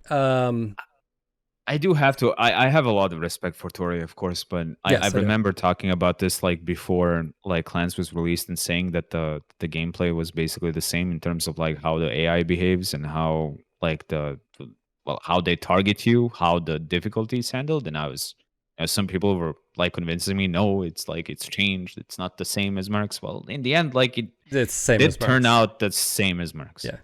And Yeah, actually, the linear mission design does alleviate that to some extent, because you can, put triggers. You're no longer yeah, dependent on like AI spawning in dynamic places, and then kind yeah. of tuning that around the player. Now you have like a little bit more precision to do like certain things, but it was But still like Mech 5 Mercs in a way, design in there. it was even, and in some way, I would even say it's even worse because there's two different things. You have open world, you drop in one corner, your objective may be on the other side of things. So you can go left or right, or you can do whatever, go right down the middle in Mercs. Even though big or small map, it didn't really matter. Generally speaking, you could approach from a different. In and because the problem with Mercs is, again, wide as a ocean, deep as a puddle, there was no tactics involved. There was no strategies. There was no like realistic scenarios of like certain targets, patrols, alarms going off, QRF actually being a QRF and not just like instantly on your head, vehicle spawning. There was issues that had with Mercs. But then on the flip side, on Clans, it was almost worse because every single, like you could replay, it was the exact same, like there wasn't a whole lot of choice on a lot of the missions. You were pretty much just funneled into one direction. And one of the annoying parts I had was, yeah, they got rid of spawning. No, they didn't. It was right in front of you. They were just in the buildings instead. These buildings you couldn't destroy or do anything about. And so it's what, no tactics, no strategies. Here's the strategy in Clans. Click, delete. That's what it is. That's basically, it's load up on the biggest alpha, and just melt things in one or two shots. Or if you're beef, one-shotting things, the dire star. So yeah. Regarding that functionality, I do think that's something that they did for new player friendliness in Yeah. general. But Yeah. yeah, it Hey was Phil, exploitable. why not use the old FMV and real actors? It's cheaper and faster. Plus, it helps the realism and immersion. I think you're 100% incorrect as far as it's cheaper and faster. Like you're, yeah. I think things have changed. I don't think that's necessarily true, because you're making a statement saying for a fact that it's cheaper and faster. The thing is, they would probably still have like all the other elements like done in like some kind of 3D software, Yeah. and then they would just have the actors kind of, Which is like what they already recording, did anyways, but they did it with the kind of what yeah. they just didn't like. Well, they record used in-game actors. graphics. They use yeah, mocap, yeah. for it. But also too that's is like it's like but that's not what made or breaked Clans. That was actually the one thing that was probably the huge improvement over. That was good. Mercs. That was good. Not having to read books and having a story narration. Cool. Like, that's good. Awesome. And I think they could have done improvements. I said this in my review video, like on the mission briefing, seeing them actually interact and talk instead of all you see is their waist, and that would have been so much better. I think the mission briefing was all right. It could have been better, but I think like, especially when you compare it to Mercs, yeah, no, I know, but I'm just saying is like it could have been. They could have. It was an improvement. Yeah, they could have stepped it up. Yeah. It was an improvement. And then for sure. Clans. We talked already about like why, from my perspective or their perspective. Again, there are people that think Clans is 100% the best thing ever and is the best MechWarrior game ever. Well, like it or not, the market disagrees with you as far as like it being a success. Yeah, but then you're gonna hear cop-outs like, oh, but there was not enough marketing, or niche audience, and nothing you do can ever like breach like a certain target. Well, isn't that a problem of more of just management and leadership of saying understanding? Like, I mean, look, the buck stops. It's tiring. It's really tiring. It's just so tiring. It's incredibly tiring. Yeah. I'm a little bit annoyed and a little bit like, okay, guys, you say that. Like, how can you counter that point? Like, how do you counter that point even? Well, Like the first point, the marketing is not true. Like there are games that came out with zero marketing, they still succeeded because they were exceptionally good, did something exceptionally well, and the word of mouth like spread, and like you didn't need much marketing to You get know what? them Maybe to a would lot of have. people's hands. But when it comes to the audience itself, how do you like you say that MechWarrior has a small audience? So what then? Like every MechWarrior game is gonna perform badly as a result of that? Yeah. Then why even develop for it like in the first place? Well, because you need to pay your. It's Yes. just dumb. It's Yes. just freaking dumb. Yeah. No, I get what you're saying, and it goes back to the N word you were talking about, the niche word. Yeah, I will agree. Marketing is a weird thing, and I know people are like, "Oh, they should have just done marketing." I'm like, here's the thing: marketing has changed so much in 20 years, so much. Because marketing right now, your biggest marketers are YouTube. That hit full stop. YouTube is the thing, and then you could say because of content creators, but like there are people that create, like you name it, if it's a good game. Look at what was it? Hold on, let me If it's a good game, people will come. But like I'm gonna go to YouTube. I'm gonna type in MechWarrior 5. Hold on, Mercenaries review. Hold on, this may answer. Okay. At the top was MechWarrior 5, it's a bit shit. Oh, do you remember that? Like that was the top thing. Can you show your screen? Are you showing your screen? Hold on. No, it was. Do you remember that when it came out? Yeah. But my point being is, this is your marketing material right now. This is how people find your stuff. And the review was, it's a bit shit. Hold on. The only reason I bring this up is, yeah, this one right here, 5 years ago by the Mighty Jingles, was the number one review when people Google that. And so he basically said, the game is crap, but the gameplay as far as shooting giant robots is fun. But other than that, it's a bit crap. And so the reason I bring this up is, this is your marketing right here. If you make a good game and it's enjoyable, you don't. I guess my point being is, people say they should have paid for marketing. It's gonna market itself to some extent. Your marketing or to a is major extent. your marketing is without paying someone to make basically a fake review, which you can't do that. Good luck nowadays. And Tori said something important in chat. Like he said that clans had more marketing than mercs. I believe it. And I also remember that Russ last time, I think on your podcast as well, complained about like this segmented marketing of Mech 5 mercs, because they had like an Eg7 release, that they had a Steam release, then they had console releases, and then they had like all the separate DLCs, and it's like really difficult to market for all that at the same time. This time it was like much more consolidated in terms of like its release schedule, and yet it was insufficient. This was Clan's marketing right here, as far as internal. This was them doing their own marketing. That's what this is. And then obviously we've got when we did it, the sponsorship. This was part of the sponsorship, by the way, was create a video. And this is marketing for games now. So that's why I feel like, I don't think people realize the amount of money how costly it is for, like, even just sponsored influencers. Like, you take Ko, for example. He's talked about it before. I remember watching his stream, and it was so funny because there was some developer asked him. That shaking the head moment of he was like Raider implementation. Some dev was in chat and said something, and he stopped his stream and was like, "You can't afford me." I don't think people realize how big an influence some of these individuals are. And again, I'm not a big I'm a medium-sized YouTuber, right? I'm a small streamer. Very fortunate that I have, the community that I do because of you guys. Again, it's very rare. You don't see someone do this full time, usually with the viewership I have. Okay, it's very rare. My point being is to pay someone who averages 1,000 or 10,000 viewers.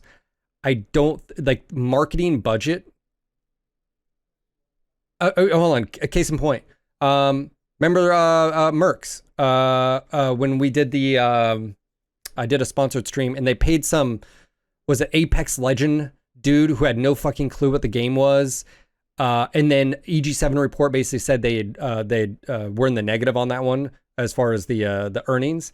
It's because the marketing team that they used to get these influencers spent so much money, the return on investment, because wrong audience members. And this is something me and Darren have talked about for years, back in the day, of like knowing like smaller content creators that are more towards like the content that you have in your game makes sense, right? Like if someone plays World of Tanks, probably a better fit for MechWarrior than going to Apex Legends, right? Yeah. Something, yeah. So, but the thing about it is a lot of these big streamers, influencers have agencies. And so I don't know if you guys have noticed, some of them have been repeat customers because they probably have an agent and they'll stream X amount of times.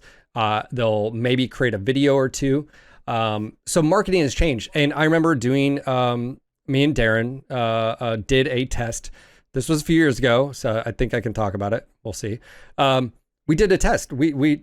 Russ put Darren in charge of basically saying, okay, I'm going to give you a budget. We're doing this marketing campaign with this company, but I'm going to give you a budget and let's sort of see the numbers. Darren had like a fifth of the budget and blew the numbers away because why? He knew who the individuals were, right? And so my point being is marketing is a very fickle thing. So anytime I hear someone say, well, they just didn't do enough marketing, create a good game. It's like an easy complex. Scapegoat. Yeah, it's a freaking easy scapegoat. It's so difficult. It's just not enough marketing. Yeah. Or like the audience, like MechWarrior is a niche IP there for forever. Like, it's not that easy. Audience. Yeah. It's so complex. But this is your marketing right here, is YouTube. It can, I mean, just man. But then with this, everybody and their mother, every game studio out there wants you to be playing their product 24/7. It is very rare. Not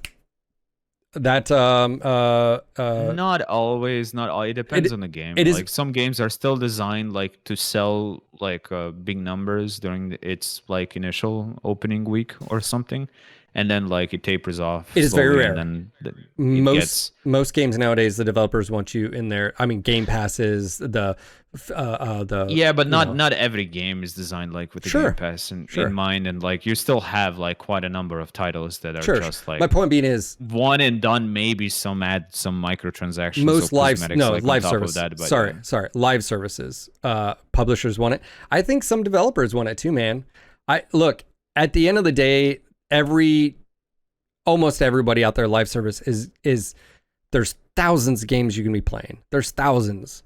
And they want you to be spending all the time here.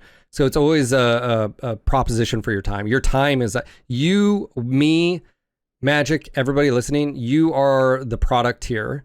We don't like to hear that, but that's what they're shooting for. So that's where also too is I felt like the DLC for Clans felt like a live service DLC. Like, hey, this adds, but it didn't add value because there was no integration into the thing that you played, which is this linear campaign. So it didn't really like fit at all.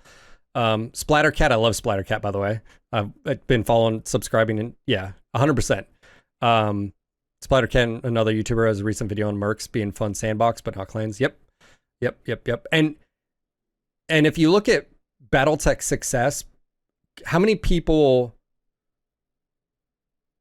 I've had in chat talk about BattleTech the game HBS, and I say, hey, play the story, get through the campaign, and then download a mod. You're gonna love BTA or Rotech, one of the two, probably. There's like a few others, Bex and a few other, but those two.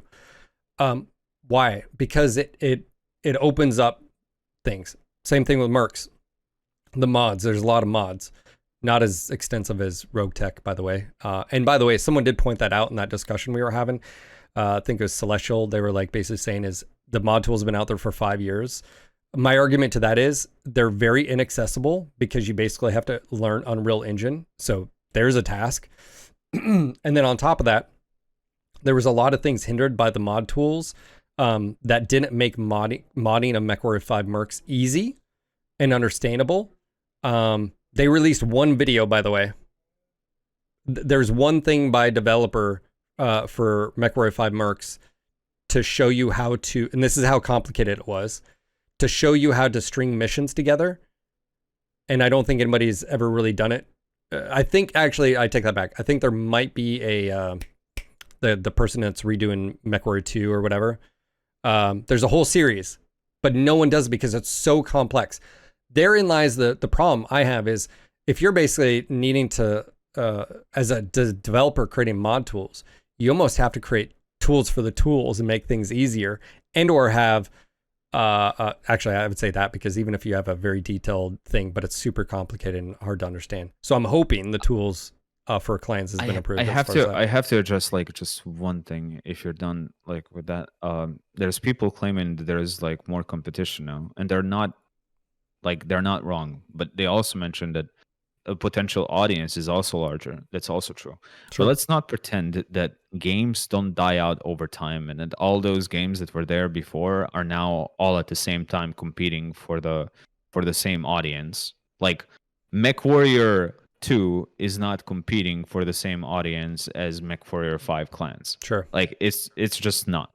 So like that's not to say that they can't develop like a new game and now like even that minuscule like MechWarrior 2 audience is going to take away players from that. It's just not. And one can play like multiple games at the same time. Not everyone, but some people would, if they were interested in MechWarrior 2, most likely than not, if they learned somehow about the game, they will play like Mech 5 as well. Like if that's what they want to do. So like it's not entirely true that like there's so much more competition now and that like no one has the time. Everyone is fighting for your time. That was true at all times, but you can, if you create a good game, you will find the audience. Audience will find you. YouTube that's is it. the marketing that I feel that if you make a good game and a good experience, dude, look at, MWO videos. Like, there's still an audience for that. Like, yes, you're not getting hundreds of thousands of videos per video. But YouTube is doing a good job recommending it to people who are interested in it. And so if you were to come out with clans and it was amazing and, you could, even if it was, again, I say this, even if it was the linear storyline, but it was just so fucking jaw-dropping that you just had to replay it a few times and then maybe take a little bit of a break, but like, that's fine too. It's like MechWarrior. I play the exact same game of MechWarrior every single time. I know exactly what's happening. But it's so damn good that like I can make my own like rules. Now imagine if I had mod tools for those and blah blah blah, it'd make it even better. But my point being is, you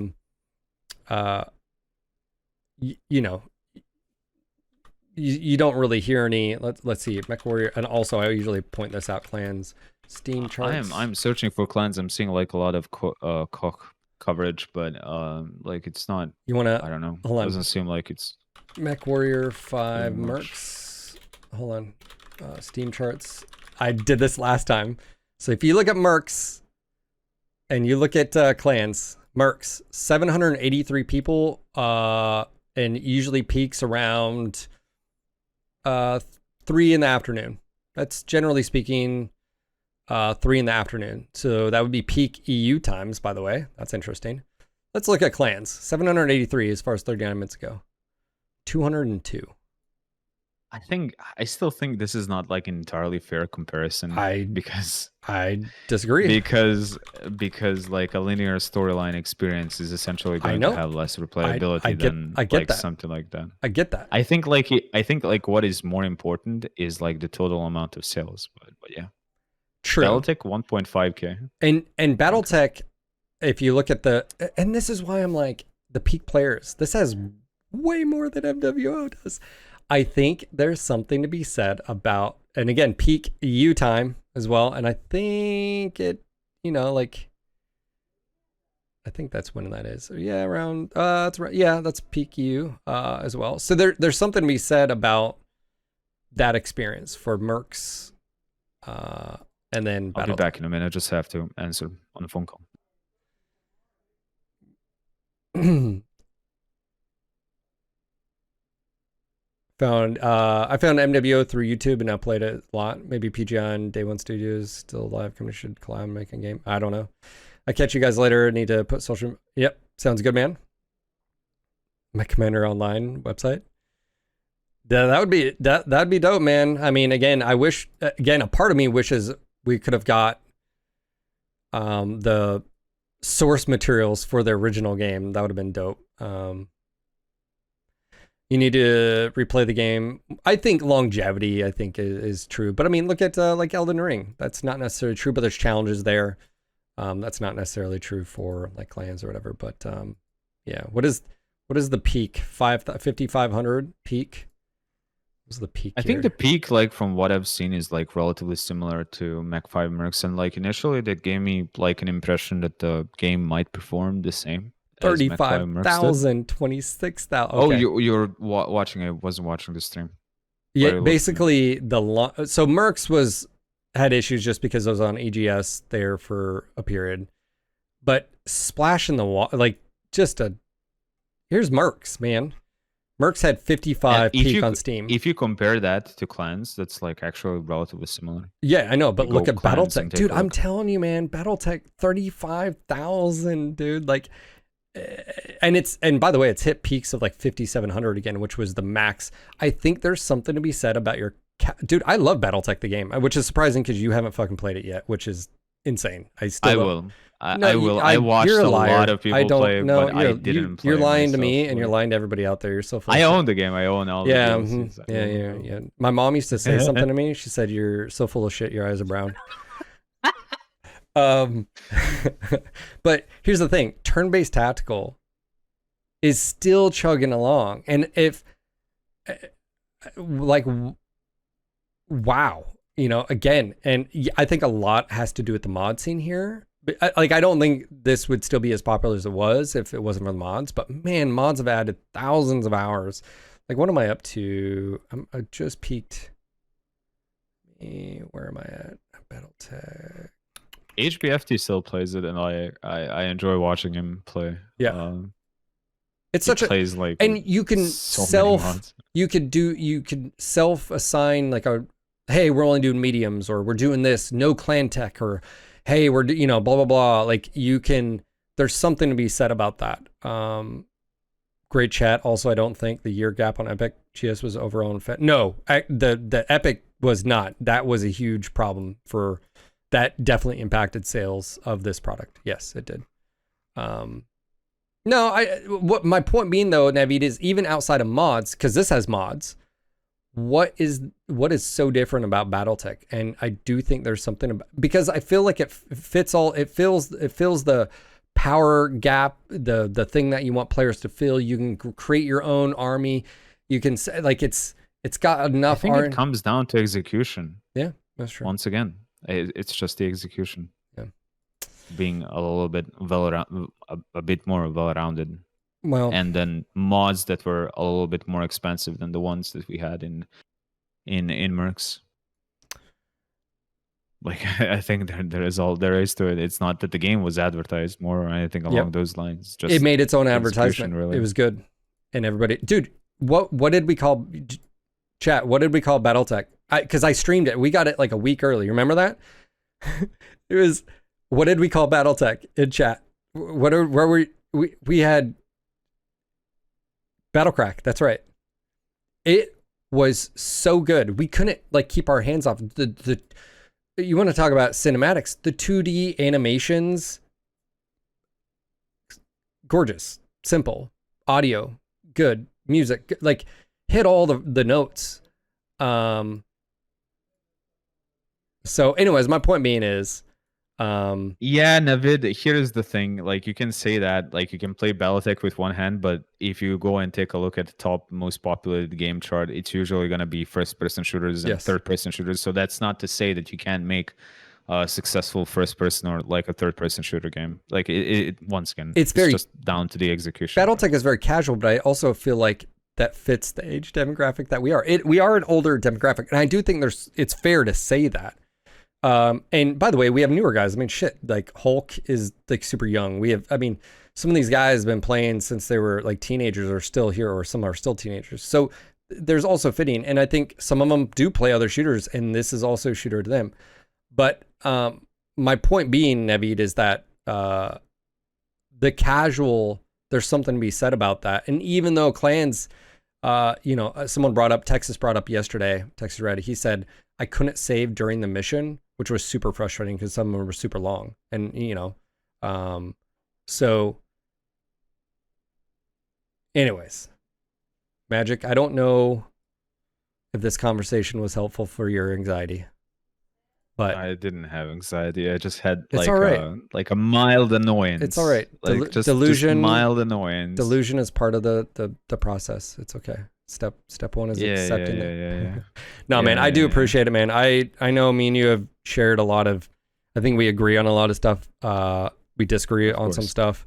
But and that's normal as well. Yeah, I really do appreciate the perspective you bring. MWO is still here. We're still playing it. I think as we wrap up here, I think it goes back to, I still feel, as Navid feels jaded about mods and mercs, I think jaded about the lack of online play. Now we're 2 products in, and that second product may be the doom call, if you will, if there's not another online. I hope there is. I was hoping 2025 would be the year Russ and co announce Mech 6 and be like, hey, this is our goals, this is what we're going to work to. It's starting early development. It'll be ready in a few years. Until then, here's some DLC for clans. Development for MWO is pretty much going to go at a snail's pace based on what TOS can do. He's the only developer now. Matt is not a developer as far as please, people have mercy towards TOS in terms of like requests and various pings. Pitchforks, everybody, and fire and brooms. Just no. And yeah, I mean, obviously that's concerning, but again, I just feel like yeah, I feel like there's also strategies that maybe need to be learned at PGI of saying like, look, you're on the internet, you're making internet games. People are going to have opinions. People don't, like, remember Russ's surprise of like, people still play MWO? And it's like, yeah, dude, do you not? I see him talk more about hockey on fucking Twitter than I do about anything to do with mechs, which I think is, but yeah. I mean, I don't fault him. Like, he can talk about whatever he no, wants. I know, but Twitter. it's like, why does it matter, really? It matters because this is life, bro. This is, Oh, boy. He was like, yeah, you guys still alive? Do we hit? And he's looking over his shoulder. He's like, are the MWO servers still on? I thought we turned those off. I feel like that's the impression you got. Dude, I think like when it comes to that, I think like PGI would be shooting themselves in the foot if they did like quote unquote shut down MechWarrior Online, because there is still like an audience that plays this. That's like probably 30,000 strong, like monthly users, and that audience is an audience that they can push products to, other products that they're developing, like both for Mech 5 mercs and for Mech clans. So like if they for some reason, whatever, like let's say server cost, like decided to cut it out, then that would be like minus 30,000 people less that wouldn't be paying attention to what you're doing, and considering how hard they're like posting stuff on the forums regarding like the other games, then just goes to show that it's a good funnel, and like if for nothing else, it serves as a purpose as that funnel, and I don't think it would be in their interest to like cut it down, like even if it was losing money, and we got some confirmations that it's not losing money. So Beer said, my kids and I play 14 plus 16. They have a friend come over and play shooters, and they have a hard time with the torso twist. We have to remember the game isn't easy to pick up and play too. Yep. That's why I spent a lot of time talking about FPS mode and trying to get PGI to refine the FPS mode a bit more than what it was in this iteration, as much as the old community still likes the tank controls, but Yeah. that's a separate topic. I think I would be okay with our FPS with what you suggested, which is there's momentum and you know, They need to add like momentum to it. Yeah, it They looks need to, so if they don't janky. want to change, if they don't want to change the like rotation and then moving to the direction, you know, they have Dude, like a more human you like playing leg movement. If they don't want to do that, okay, but still like introduce like some degree of momentum. And if that momentum may appear to be a little bit too slow, then like show some indicators on the screen showing you like where your mech is now moving in. It would be fine. You and the crew playing the PvP, the 5v5 arena, and with the FPS, dude, it was so funny. like I know you guys knew were that. joking. I knew. Yeah, I know. Yeah. Like it was so just. I told Chicken Man I'm gonna ban him if I see that. Imagine if a flea had that movement in MWO, or like, oh my god, oh my god, like it's insane. Yeah, it is absolutely insane. But yeah. All right, man. I'm gonna go ahead and wrap it up. Thanks again for the podcast. I do appreciate it. It's always good. Oh boy. Yeah. Oh boy. all right. Annie, shut up. Anyway, next time. See you guys. Yeah. See you, buddy. Yeah. Conversations with Magic podcast. Unplanned. No Guts, No Galaxy hats are now available at nogutsnogalaxy.net. Get yours today.